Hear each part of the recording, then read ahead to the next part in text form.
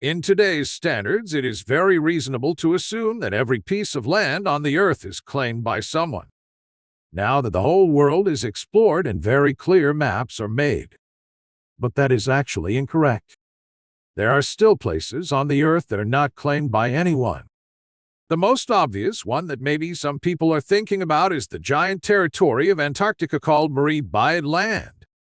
This area is huge in size, measuring at an area of 1.6 million square kilometer or 620,000 square mile. But it is also not very interesting. Nobody lives here and nobody wants to live here anyway. The other piece of unclaimed land is absolutely interesting. That is because it is located in the center of Europe, a continent that wouldn't cross your mind when thinking about unclaimed pieces of land. But somehow there is still a territory that is unclaimed, and it is wedged between Croatia and Serbia. Now this territory is 7 square kilometers of land. That may sound vague to you, but here is an comparison. 7 km square kilometer is about 1,308 football fields in size and is bigger than 2 other nations in Europe, Vatican City and Monaco.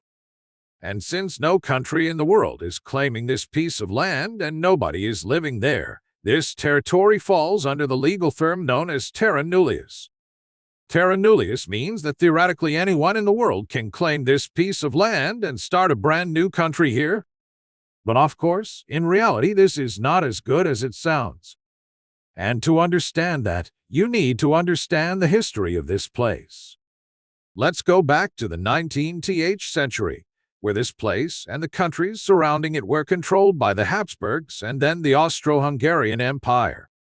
Just like it is today, the land on either side of the Danube River was inhabited by Croats in the west and Serbs in the east. But it was the Austro-Hungarian government that designed the boundaries in between them. And to make it easy for them, they just followed the course of the Danube River as it was back at the time. The problems started when the Austro-Hungarian government decided that they wanted to straighten the river with various projects in order to make the river more manageable. While they succeeded in making it easier to transport goods through the river, they also created a territorial dispute between the future countries of Croatia and Serbia.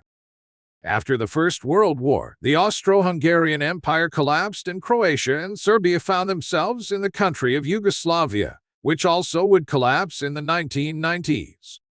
So now Serbia and Croatia are fully separate countries for the first time in centuries. And the Danube River that has been the border for years has moved to a different shape. When Croatia and Serbia were both part of the same country, this wouldn't be such a big deal. But now that they were both independent, it suddenly was a big deal now.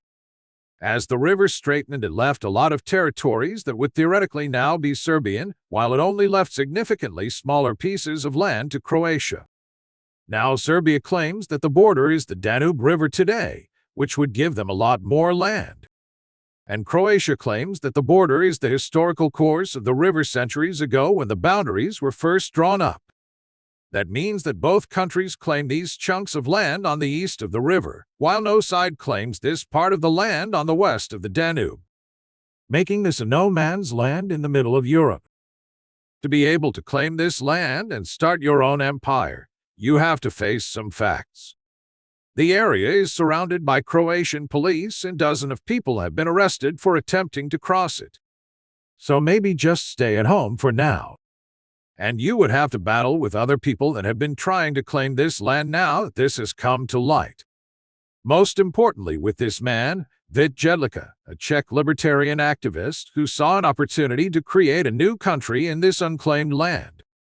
He traveled to the area and declared the establishment of the Free Republic of Liberland, stating that it would be a country based on libertarian principles with minimal government interference in the lives of its citizens.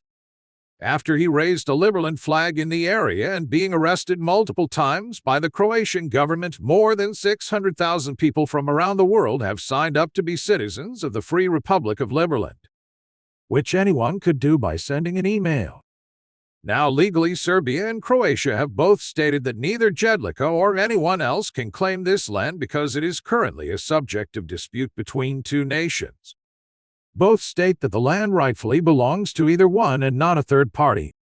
While Croatia does not actively claim this land, they like to keep this area neutral to use this as a bargaining chip to Serbia.